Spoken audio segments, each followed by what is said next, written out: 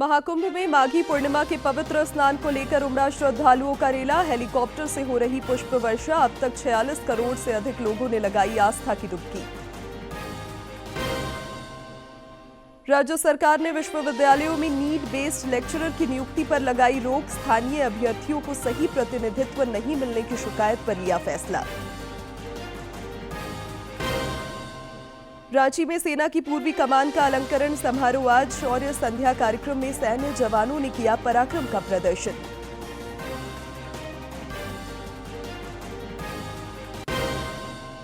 और 38वें राष्ट्रीय खेल में झारखंड के खिलाड़ियों ने मॉडर्न पेंटाथलॉन में जीते 2 कांस्य पदक। झारखंड के खाते में अब तक 7 स्वर्ण समेत 23 पदक।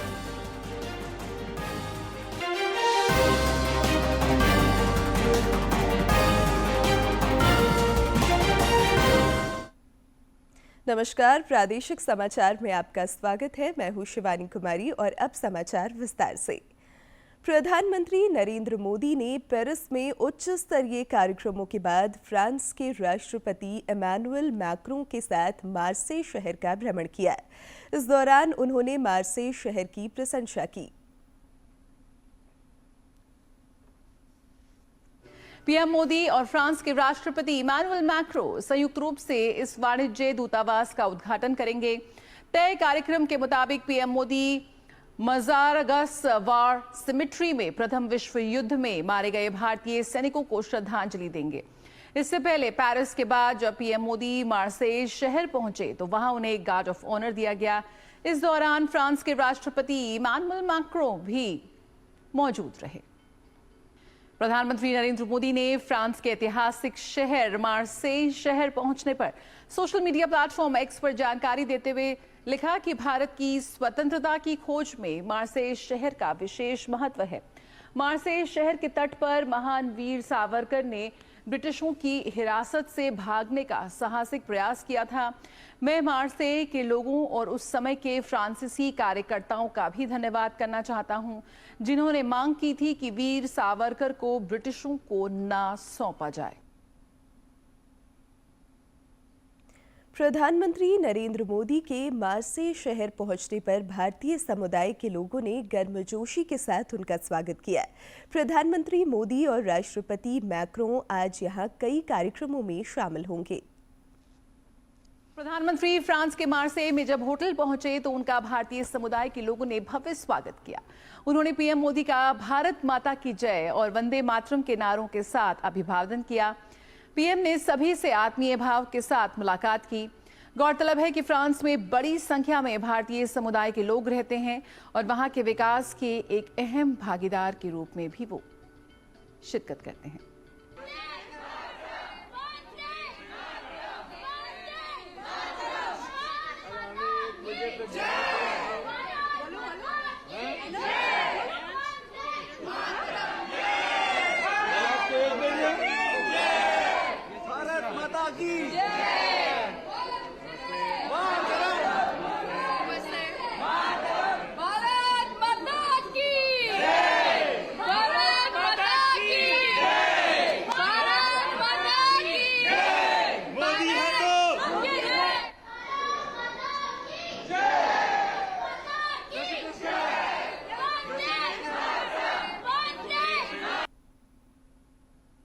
प्रधानमंत्री नरेंद्र मोदी और फ्रांस के राष्ट्रपति इमैनुअल मैक्रों ने कल पेरिस में 14वें भारत फ्रांस मुख्य कार्यकारी अधिकारी सीईओ मंच को संबोधित किया।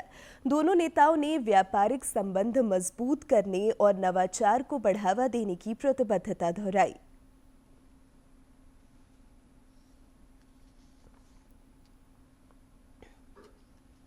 भारत के 1.4 मिलियन लोगों ने 2047 तक विकसित भारत का संकल्प लिया है।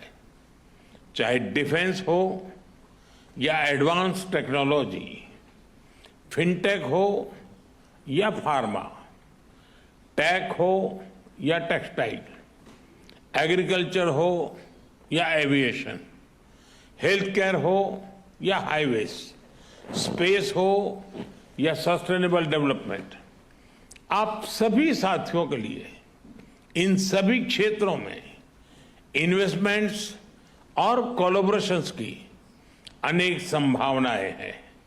मैं आप सभी को भारत की विकास यात्रा से जुड़ने के लिए आमंत्रित करता हूं।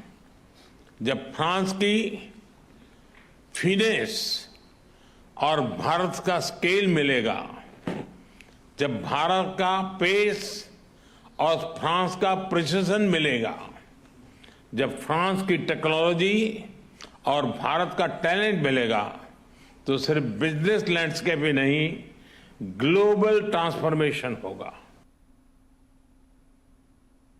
प्रयागराज महाकुंभ में आज माघी पूर्णिमा के पवित्र स्नान को लेकर श्रद्धालुओं का हुजूम उमड़ पड़ा है। यहां श्रद्धालुओं के ऊपर हेलीकॉप्टर से पुष्प वर्षा कर उनका स्वागत किया जा रहा है। महाकुंभ में आज 3 से 4 करोड़ श्रद्धालुओं के संगम स्नान करने का अनुमान है। महाकुंभ के दौरान माघ पूर्णिमा का स्नान विशेष रूप से पुण्य लाभ देने वाला माना जाता है। धार्मिक मान्यता के अनुसार माघ पूर्णिमा के दिन देवी देवता पृथ्वी पर आते हैं और त्रिवेणी संगम में स्नान कर अपना तप करते हैं। इस दिन स्नान करने से व्यक्ति के समस्त पाप नष्ट हो जाते हैं और उसे मोक्ष की प्राप्ति होती है। इससे पहले 3 अमृत स्नान हो चुके हैं। 13 जनवरी से अब तक करीब 46 करोड़ श्रद्धालु स्नान कर चुके हैं। मां गंगा, मां यमुना और अदृश्य मां सरस्वती के पवित्र संगम में श्रद्धा और आस्था से ओतप्रोत साधु संत, श्रद्धालु, कल्पवासी, स्नानार्थी और गृहस्थ आस्था की डुबकी लगा रहे हैं। उत्तर प्रदेश सरकार ने माघी पूर्णिमा पर विशेष यातायात व्यवस्था के साथ ही मजबूत सुरक्षा के इंतजाम किए हैं। विश्व के सबसे बड़े धार्मिक समागम महाकुंभ मेला 13 जनवरी को आरंभ हुआ है, जो 26 फरवरी तक चलेगा। अब तक 46 करोड़ से अधिक श्रद्धालुओं ने पवित्र संगम में स्नान कर आस्था की डुबकी लगाई है। प्रशासन ने अपनी तैयारी पूरी कर ली है। क्राउड मैनेजमेंट को लेकर विशेष रणनीति बनाई गई है। प्रयागराज की सीमा पर बने पार्किंग स्थलों को प्रभावी रूप से संचालित किया जा रहा है। 5 लाख से अधिक क्षमता की वाहन पार्किंग व्यवस्था है। इस अवसर के लिए स्वास्थ्य कर्मियों को अलर्ट पर रखा गया है। यातायात अव्यवस्था से बचने के लिए सार्वजनिक और निजी वाहनों के लिए निर्दिष्ट पार्किंग स्थल चिन्हित किए गए हैं, ताकि श्रद्धालुओं को पैदल स्नान घाट तक पहुंचने में कोई परेशानी ना हो। इसके अलावा माघ पूर्णिमा में श्रद्धालुओं के लिए कुल 133 एम्बुलेंस तैनात हैं। महाकुंभ नगर की 43 हॉस्पिटल हाई अलर्ट पर हैं। 125 एम्बुलेंसेस के अलावा 7 रिवर एम्बुलेंस और 1 एयर एम्बुलेंस विशेष रूप से तैनात की गई है। महाकुंभ में आस्था की डुबकी लगाने को लेकर हर तरफ उत्साह है। सिमडेगा जिले के लोग भी वहां आस्था की डुबकी लगाकर लौटे हैं, जिन्होंने श्रद्धालुओं के लिए किए गए व्यवस्था की तारीफ की। प्रयागराज में इन दिनों आस्था का महाकुंभ लगा है, जहां त्रिवेणी संगम में डुबकी लगाकर सभी खुश नजर आ रहे हैं। इसी बीच सिमडेगा जिले के भी कई श्रद्धालु पवित्र स्नान के लिए प्रयागराज गए थे, जिन्होंने वापस लौटने के बाद वहां के अनुभव साझा किए। सुमित और अभिषेक केसरी बहुत खुश दिखाई दिए। उन्होंने कहा कि वहां की व्यवस्था काफी अच्छी है। संगम में स्नान कर उन्हें बहुत आत्मसंतुष्टि मिली। स्नान करके बहुत अच्छा लगा, व्यवस्था बहुत बढ़िया था वहाँ पे। स्नान करके बहुत अच्छा लगा और हम लोग अपने सब परिवार, दोस्त, गांव मोहल्ले का आंटी लोग सबको साथ में लेके गए हैं, स्नान करके आए हैं। वहीं श्रद्धालु आलोक कुमार ने कहा कि 144 वर्षों के बाद ऐसे महाकुंभ का आयोजन त्रिवेणी संगम में हुआ है। यह दृश्य मनमोहक लगा। वे संगम में स्नान कर खुद को सौभाग्यशाली बता रहे हैं। अपने आप को बहुत ज़्यादा सौभाग्यशाली मानता हूँ कि वहाँ पे गया और 144 वर्ष के बाद यहाँ पे कुंभ का मेला लगा है। वहाँ जाने के बाद बहुत अच्छा महसूस हुआ। हम लोग सारे दोस्त लोग गए थे वहाँ पे। वहीं श्रद्धालु धनंजय कुमार ने कहा कि महाकुंभ को लेकर राज्य सरकार की ओर से अच्छी व्यवस्था की गई है। स्वच्छता का विशेष ध्यान रखा गया है। पुलिस का व्यवहार भी सहयोगात्मक है। वहाँ की जो व्यवस्था थी, वहाँ की सरकार की व्यवस्था, हम लोग अति प्रसन्न हुए। जो हम लोग को उम्मीद नहीं था, उम्मीद से कहीं ज़्यादा अच्छी व्यवस्था हुई। और हमने वहाँ के पुलिस प्रशासन को देखा और जब उनसे पूछते थे तो इतने बेहतरीन ढंग से भाई साहब ये रास्ता है, आप इधर चले जाएं। कहीं गाइडलाइन कुछ पूछते थे तो बेचारे वो लोग बताते थे, और इतनी सटीक व्यवस्था थी कि बहुत ही हम लोग तो मतलब प्रसन्न हुए। सिमडेगा में लोगों में प्रयागराज जाने की ललक लगातार बढ़ती जा रही है। लोगों के व्यक्तिगत और सामूहिक रूप से प्रयागराज जाने का सिलसिला लगातार जारी है। जो श्रद्धालु वहां से लौट रहे हैं वो इस दृश्य को विहंगम बता रहे हैं। सिमडेगा से मनोज कुमार सिन्हा, मनु की रिपोर्ट।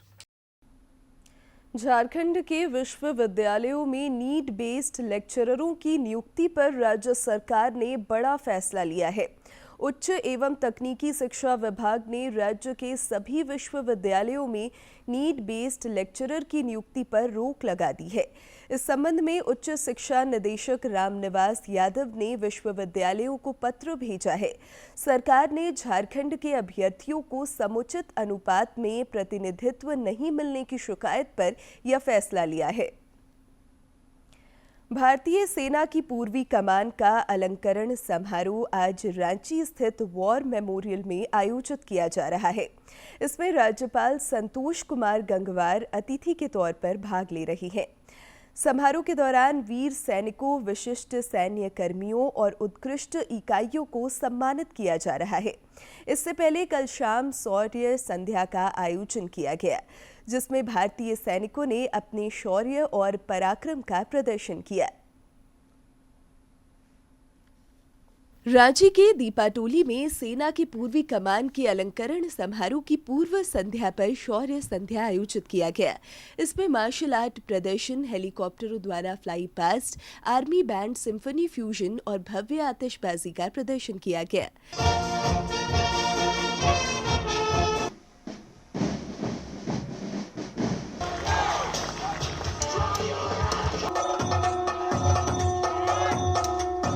कार्यक्रम में सेना के जवानों ने एक से बढ़कर एक करतब दिखाए। मदर ऑफ मार्शल आर्ट के जरिए युद्ध कौशल के विभिन्न रंगों का प्रदर्शन किया गया।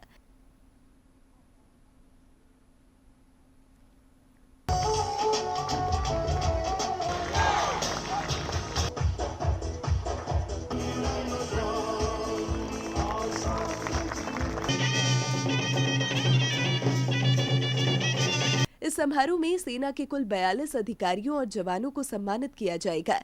इनमें 21 वीरता सेना पदक, 5 विशिष्ट सेवा सेना पदक, 2 बार 2 विशिष्ट सेवा सेना पदक, 2 युद्ध सेवा पदक, 1 बार 2 विशिष्ट सेवा पदक और 11 विशिष्ट सेवा पदक शामिल हैं। रांची से अवधेश गौतम की रिपोर्ट।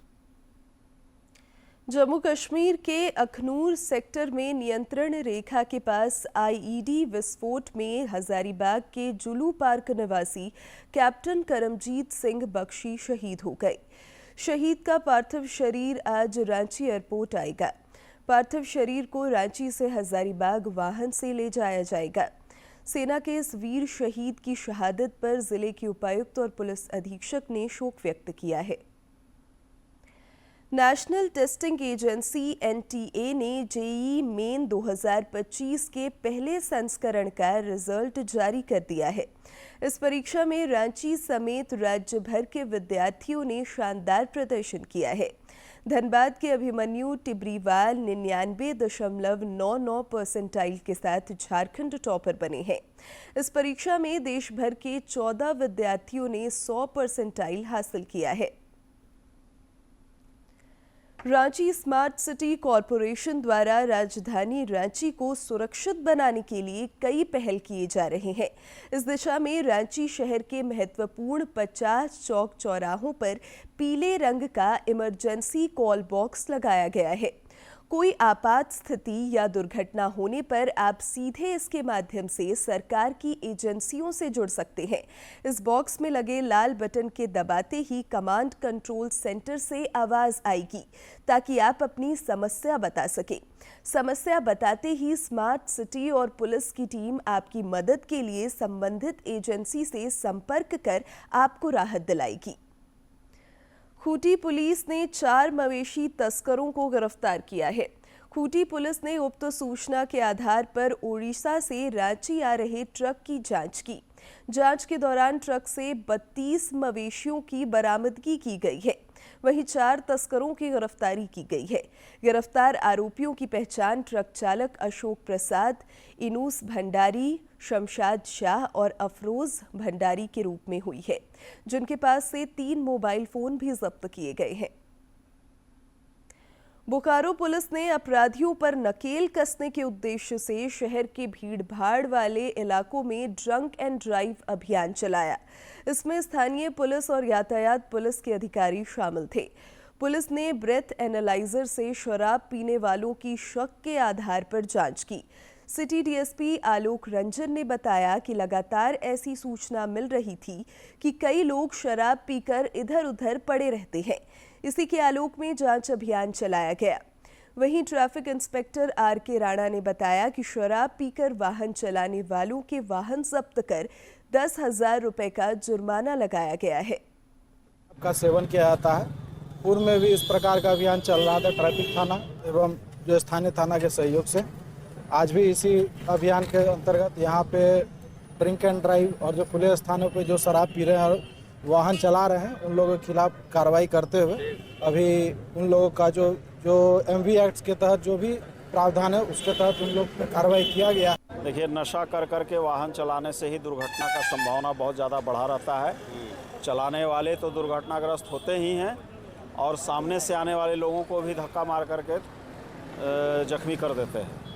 इसलिए ये ड्रंक एंड ड्राइव का विशेष अभियान सिटी डीएसपी सर के नेतृत्व में आज किया जा रहा है, 2-3 थानों के साथ मिल करके, और जो भी इसमें दोषी पाए जा रहे हैं सभी के गाड़ियों को विधिवत जब्त किया जा रहा है। और इस मामले को गाड़ियों को जब्त करने के बाद फिर न्यायालय में देवघर के मधुपुर स्टेशन के प्लेटफॉर्म नंबर 4 पर ड्यूटी के दौरान एक रेल कर्मी की मौत ट्रेन की चपेट में आने से हो गई। मृतक की पहचान मधुपुर थाना क्षेत्र के चुंगलो गांव निवासी सुभाष मंडल के रूप में हुई है, जो मधुपुर स्टेशन के कैरेज एंड वैगन विभाग में सीनियर टेक्नीशियन के पद पर कार्यरत थे। पुलिस ने घटना के संबंध में बताया कि दिल्ली से गोड्डा जाने वाली एक्सप्रेस ट्रेन मधुपुर जंक्शन के प्लेटफॉर्म नंबर 4 पर पहुंची थी, जहां सुभाष वैक्यूम लीकेज ठीक करने पहुंचे थे। इसी बीच ट्रेन अचानक चालू हो गई और हादसे में उनकी मौत हो गई। परीक्षा पे चर्चा में टेक्निकल गुरु गौरव चौधरी और राधिका गुप्ता को देखना न भूलें, जो सीखने के साधन के रूप में प्रौद्योगिकी और वित्तीय साक्षरता पर दृष्टिकोण प्रदान करेंगे। डीडी न्यूज पर देखें 13 फरवरी को सुबह 10 बजे परीक्षा पे चर्चा का विशेष episode. Radhika Gupta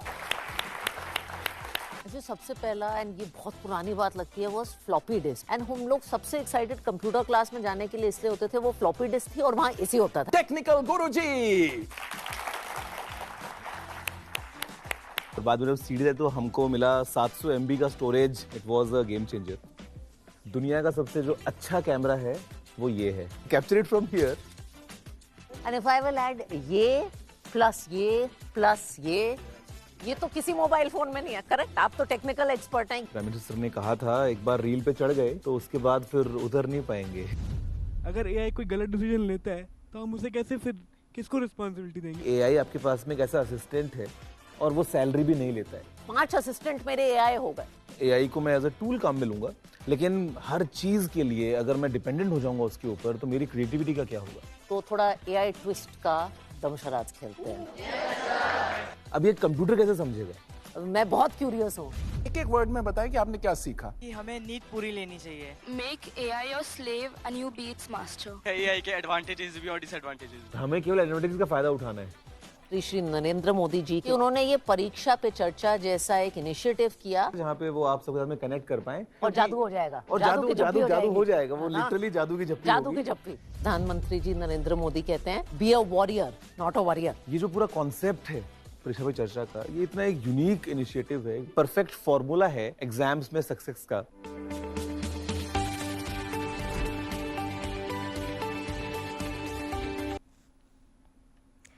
safe internet day को लेकर कल रांची में कार्यशाला का आयोजन हुआ।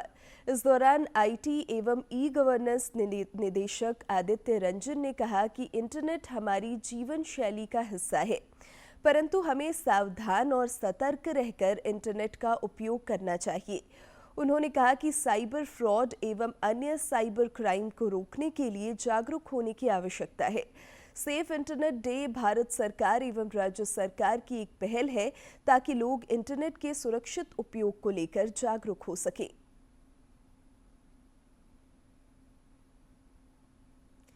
सेफर इंटरनेट डे के मौके पर गिरिडीह में भी कार्यशाला का आयोजन किया गया।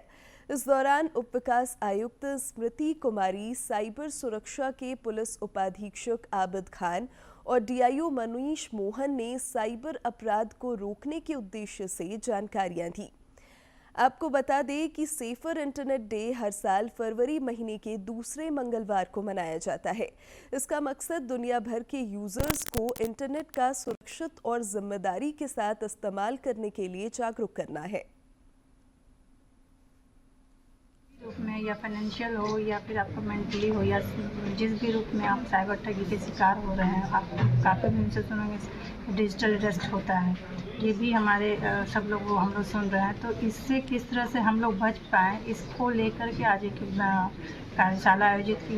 जागरूकता के लिए ये प्रोग्राम कराया गया था जिला प्रशासन की तरफ से, जिसमें विज्ञान की तरफ से एक्सपर्ट भी थे, साइबर की तरफ से हम थे, सभी विभाग से लोग आए हुए थे जिनको सारी जानकारी उपलब्ध कराई गई है। उधर कोडरमा में भी सुरक्षित इंटरनेट दिवस मनाया गया। इस दौरान आयोजित कार्यशाला में LIC के अधिकारियों को सुरक्षित इंटरनेट के इस्तेमाल को लेकर विस्तार से जानकारी दी गई। मौके पर डिजिटल अरेस्ट और AI के बारे में भी लोगों को जानकारी दी गई। इस दौरान इंटरनेट क्षेत्र से जुड़े विशेषज्ञों ने साइबर फ्रॉड से बचने और सुरक्षित इंटरनेट के उपयोग के बारे में लोगों को जानकारी दी। हम लोग मनाए सुरक्षित इंटरनेट डे, उसको स्पेशली इसलिए मनाएं कि हम लोग सुरक्षित रह सके, सेफ इंटरनेट यूज कर सकें। तो सेफ इंटरनेट यूज करने का तरीका स्पेशली है कि हम लोग गलत साइट को ना यूज करें, गलत मैसेज को यूज ना करें, फिशिंग साइट को ना हम लोग एक्सेप्ट करें, या तो फिशिंग साइट को यूज ना करें। इस तरह का इंफॉर्मेशन हमारे पास आता है, जैसे मैसेज से आता है, AI को मतलब डाइवर्ट करके AI का मतलब यूज करके लोग वॉइस डाइवर्ट करके यूज करते हैं। इस सब चीज से सेफ रहे। शिक्षा विभाग की ओर से ऑनलाइन प्रेरणात्मक कार्यक्रम हाउस द जोश का आयोजन हुआ। इस दौरान विभागीय सचिव और अन्य शिक्षा पदाधिकारियों ने छात्रों को टिप्स दिए। सचिव ने कमजोर बच्चों पर विशेष ध्यान देने का सुझाव दिया।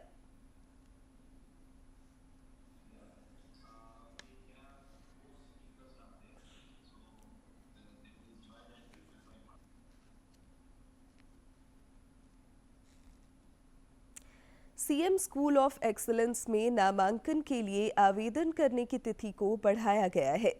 अब 20 फरवरी तक इच्छुक विद्यार्थी ऑफलाइन और ऑनलाइन माध्यम से नामांकन के लिए आवेदन कर सकेंगे। आपका पसंदीदा DD झारखंड नए तेवर और नए कलेवर के साथ में आपके बीच है, ताकि पल पल की खबरें आप तक पहुंचे। पसंदीदा DD झारखंड, गांव से लेकर कस्बों और शहरों तक की है धड़कन। सटीक, विश्वसनीय और तेज खबरों का भी है आईना। राजनीति के मंच से सत्ता के गलियारों तक, खेत से खलिहान और मनोरंजन से इंफोटेनमेंट तक, खेल के मैदान से रंगमंच की खबरों तक, सब कुछ देखिए हमारे प्रादेशिक समाचार में हर रोज दोपहर 12:30, शाम 6:30 और 7:30 बजे, सिर्फ और सिर्फ DD झारखंड पर। संत रविदास की आज जयंती है। संत गुरु रविदास भारत के एक महान संत, कवि, समाज सुधारक और ईश्वर के अनुयायी रहे हैं। भारतवर्ष की पवित्र धरा ने कई महान संतों को जन्म दिया, जिनके विचार और उपदेश आज भी मानव जीवन को दिशा देते हैं। इन्हीं में से एक हैं संत गुरु रविदास, जिनका योगदान न केवल धार्मिक बल्कि सामाजिक और मानसिक सुधार में भी अविस्मरणीय है। आज संत गुरु रविदास की 648वीं जयंती है। संत गुरु रविदास का जन्म 1377 ईस्वी में उत्तर प्रदेश के वाराणसी में माघ मास की पूर्णिमा तिथि को हुआ था। संत रविदास को संत शिरोमणि संत गुरु की उपाधि दी गई। उनके द्वारा रचे गए 40 पदों को सिखों के धर्म ग्रंथ गुरु ग्रंथ साहिब में शामिल किया गया। रविदास एक महान संत और कवि थे जिनका भक्ति आंदोलन में अहम योगदान था। उन्होंने समाज से विभाजन को दूर करने और व्यक्तिगत आध्यात्मिक आंदोलन को बढ़ावा देने पर जोर दिया। उनकी वाणी का प्रभाव इतना व्यापक रहा कि समाज के सभी वर्गों की उनके प्रति श्रद्धा रही। संत रविदास को रैदास के नाम से भी जाना जाता है। गुरु रविदास ने अपने भक्ति पदों के माध्यम से भक्ति मार्ग को सरल और समझने योग्य बनाया। उनके प्रसिद्ध भजन प्रभु जी तुम चंदन हम पानी और अब कैसे छूटे रे नाम रट लागी आज भी भक्तों के दिलों में गूंजते हैं। इनकी प्रसिद्ध उक्ति है मन चंगा तो कठौती में गंगा, जो इस बात पर प्रकाश डालती है कि अगर मन पवित्र है तो गंगा में भी स्नान की आवश्यकता नहीं है। पिछले वर्ष प्रधानमंत्री ने बनारस हिंदू विश्वविद्यालय के पास सीर गोवर्धनपुर में संत गुरु रविदास जन्मस्थली मंदिर में बने पार्क में संत रविदास की प्रतिमा का अनावरण किया था। साथ ही 101 करोड़ रुपए की लागत के आध्यात्मिक पर्यटन विकास कार्य का भी लोकार्पण और शिलान्यास किया था। इससे पहले भी प्रधानमंत्री ने मध्य प्रदेश के सागर में संत शिरोमणि रविदास जी के भव्य मंदिर एवं स्मारक के निर्माण कार्य का भूमि पूजन किया था। रविदास जी तो उस भक्ति आंदोलन के महान संत थे जिसने कमजोर और विभाजित हो चुके भारत को नई ऊर्जा दी थी। रविदास जी ने समाज को आजादी का महत्व भी बताया था और सामाजिक विभाजन को भी पाटने का काम किया। रविदास जी सबके हैं और सब रविदास जी के हैं। आज भी संत रैदास के उपदेश समाज के कल्याण और उत्थान के लिए अत्यधिक महत्वपूर्ण है। संत रैदास को अपने समय के समाज में अत्यधिक सम्मान मिला और इसी कारण आज भी लोग उन्हें श्रद्धा पूर्वक स्मरण करते हैं। Bureau report, DD news. अब अंत में मुख्य समाचार एक बार फिर।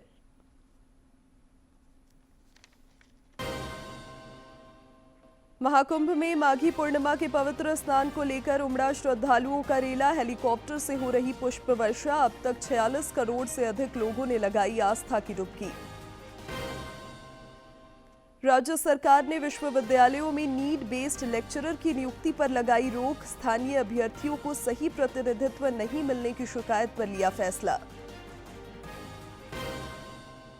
रांची में सेना की पूर्वी कमान का अलंकरण समारोह। आज शौर्य संध्या कार्यक्रम में सैन्य जवानों ने किया पराक्रम का प्रदर्शन।